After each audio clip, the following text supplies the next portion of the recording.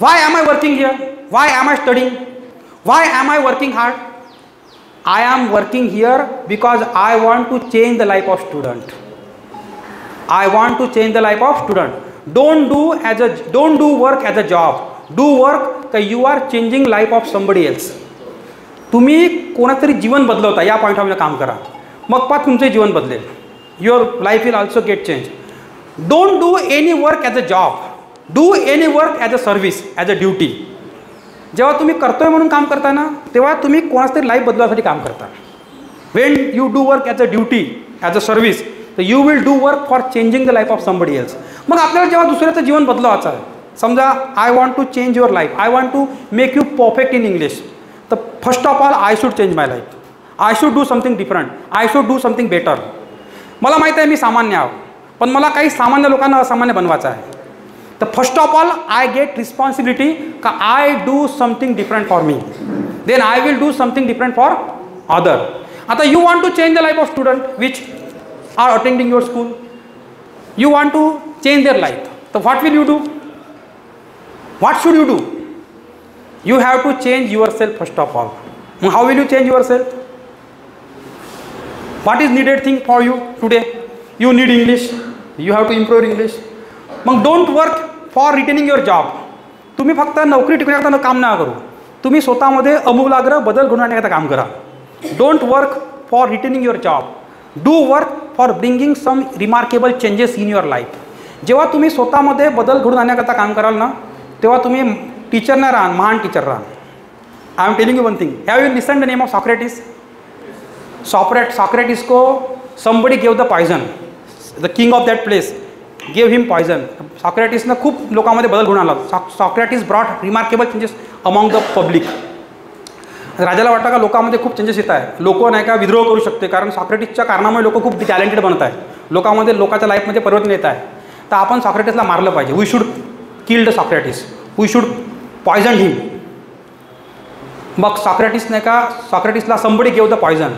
And when somebody was giving him poison, Socrates was not crying, he was laughing.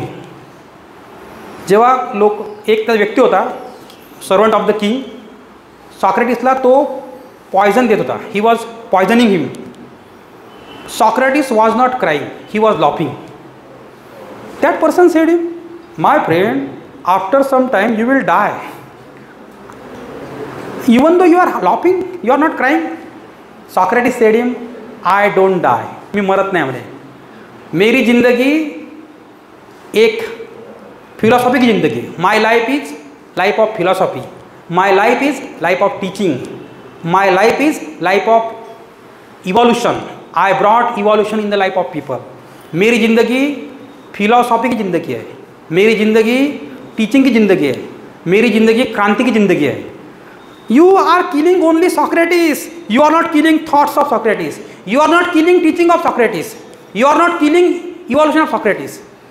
You keep in mind. लोग राजा को भूल जाएंगे, राजा का नाम भी याद नहीं रखेंगे. जो मुझे मार रहा है ना, people will forget him, but लोग मुझे नहीं भूलेंगे.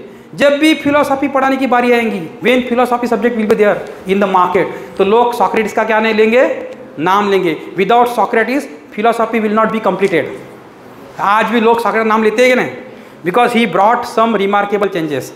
आणि चेंजेससाठी पैसे लागत नाही, पैशामुळेच माणूस मोठा बनत नाही. यू आर रॉन्ग वन का 10,000 15,000 पगार मिलता है इसलिए मैं काम कर रहा हूँ. It is wrong one. You work for the evolution. मला सांगा, D.B. Ambedkar when died, how many money did he earn? He had a debt of 2 lakh rupees. Babasaheb Ambedkar जब मरे थे, उनके ऊपर 2 लाख का कर्जा था. कितने रुपये का कर्जा था? It was a debt of books. He purchase so many book. He made a one library in the Bombay, Rajratna. Name of it was Rajratna. And he took a debt from anybody. DEBT debt म्हणजे कर्जा, you know no. When he died he had a debt 2 lakh rupees. आता मला सांगा, जेव्हा बाबासाहेब आंबेडकर जयंती होते, किती रुपये खर्च होते? जो माणूस 2 लाखाच्या कर्जात मरण पावला, त्याच्या जयंतीवर people spent million rupees, billion rupees. Did he earn money? Babasaheb earn money. He brought remarkable changes in the life of people. So people celebrate him. So people give respect to him. Understood. So people made statue of हिम.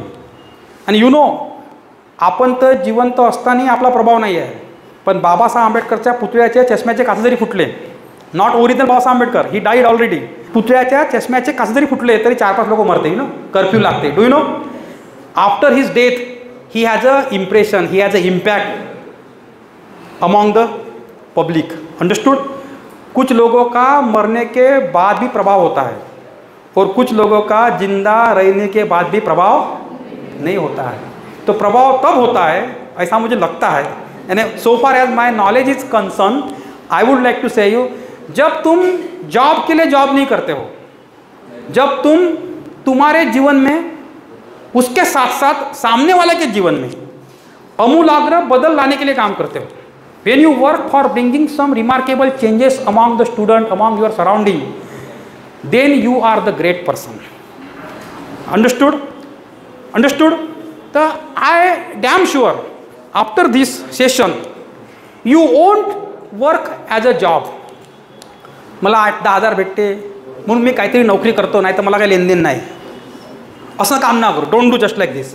असं काम करा का तुम्ही इथून सोडूनही गेले तरी तुमचा एक प्रभाव असला पाहिजे, तुमच्या मालकाले, तुमच्या बॉसले अफसोस झाला पाहिजे का good teacher, best teacher, perfect teacher has been left my school. आणि त्यांनी 10 वेळा प्रयत्न केला तुम्हाला आणण्या करता. He tried to bring you, he tried to bring you. बापू एक्स्ट्रा पैसा घे, पण ये, do come, take extra money. 500-1000 विद्यार्थी आहेत, त्यांना अफसोस झाला पाहिजे. They should feel bad. Understood. That is the real teaching. That is the real teaching. आणि ह्या रिअल टीचिंग करता which language is needed for you ती इम्प्रूव्ह केली पाहिजे. खूप कठीण नाही अरे. जेव्हा मला स्वतःला इंग्रजी येत नव्हती, I tell you frankly, I belongs to very poor family. I had nothing and I had no knowledge of English also, because I learned in Marathi school. I accomplished my entire education in Marathi school, even though I wrote 3 books on the English language, because I tried hard for it. I worked hard. First book, second book, how to pronounce correctly. This book is very awesome book. So many things has been given in this book. And third book is Shabda Ratna. शब्द कसे बनते पा, I spoke sometime before here. I explained sometime before how to form the word. Entire formation of word has been given in this book. If you interested, you can purchase this book also. Which Yash Kale is with me. He brought book. Okay. तर तुम्हाला कळलं का? Have you got some information about English?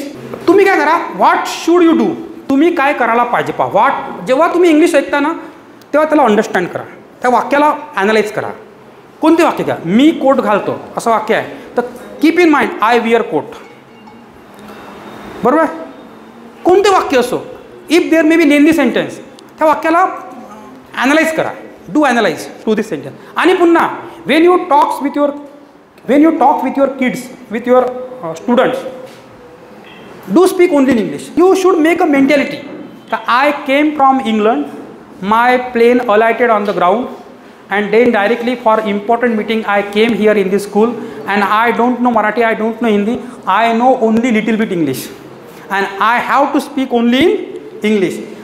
Once you speak continuous English, your tongue will get automatically fluency. See, I can say I have a deep knowledge of grammar, but even though I can't speak so fluent because I don't speak daily, occasionally I speak in English, because practice, after all practice. You learn so many books belongs to swimming.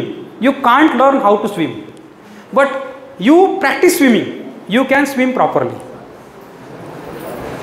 The mechanical of 4-wheeler know each and every part of 4-wheeler. He can detach and attach the part of 4-wheeler, but he can't drive properly. Only driver can drive. So you should not be mechanical, you should be only driver of the English. बोलणं, communication is a different thing, and grammar learning is a different thing. You need only practice, or only you need some respectable thing. Say you should know some modals, you should know somehow properly tense, you should know some limited words which is very important for daily communication. कमीत कमी 2000 word माहित पाहिजे, 1500. It is sufficient. I damn sure you can definitely speak good and fluent English. More than that, you have chance also. तुम्हाला संधी सुद्धा आहे. संधी माहिती कुठली आहे तुम्हाला? की you have so many student in your school, so you can practice with them, and don't worry about mistake. Mistake is not an issue. Issue is what you are not trying. चुका होईल ना, अजून काय होणार आहे, बोलताना fluency नाही राहणार. You won't have fluency while talking. You may commit some mistake, पण बोलत तर राहा. डू स्पीक काय करायचं माहिती आहे का, सकाळी सकाळी बसल्यावर घरी चाय पितानी whatever sentence you remember in Marathi try to convert it into English. कोणते पहा, मी चाय पितो, I drink tea, I take tea, मी चाय घेतो. मी बेंचवर माझं पुस्तक ठेवतो, तर I keep my book on the bench.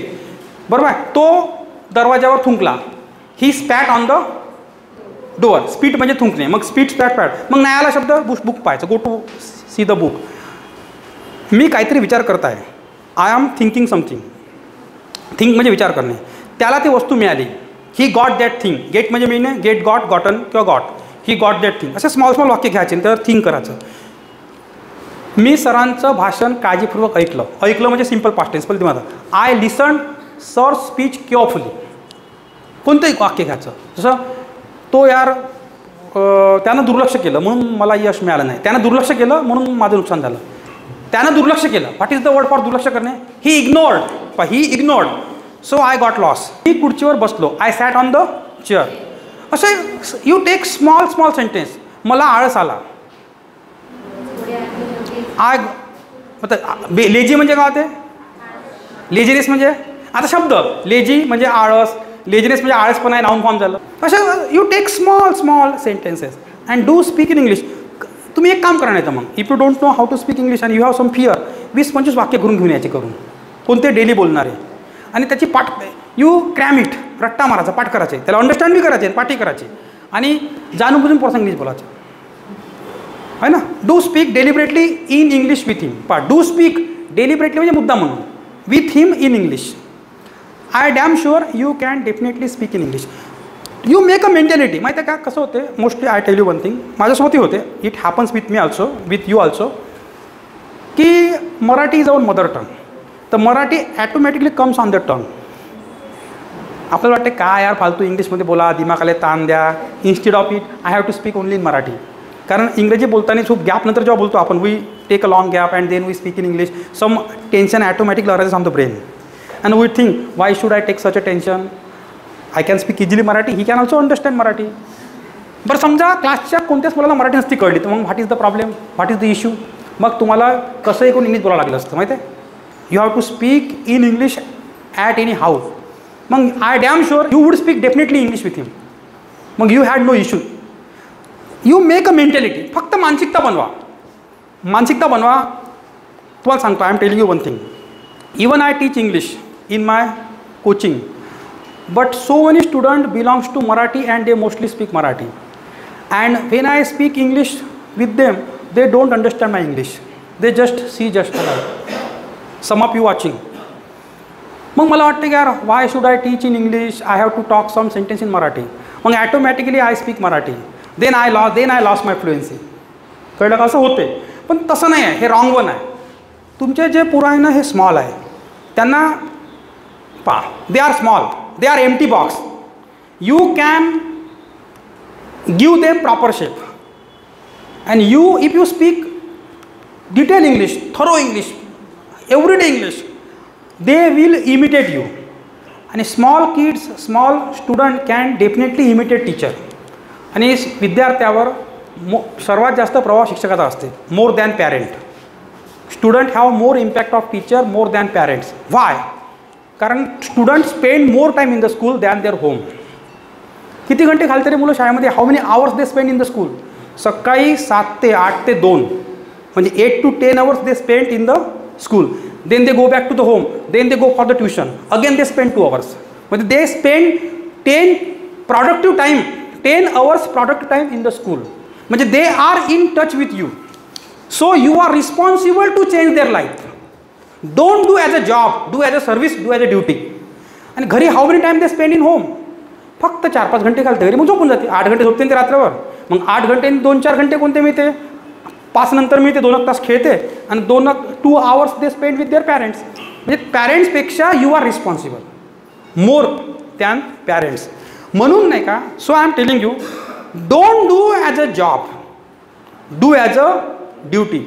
Try to bring some remarkable changes in your life so that you would bring some changes in their life. कारण they are the next generation. ते पुढची पिढी आहे बरं. आणि आपला देश मागं माहीत आहे काय, कारण आपल्या देशाच्या टीचर लोकांसुद्धा बऱ्याचशा जबाबदाऱ्या घेतलेल्या नाही आहेत.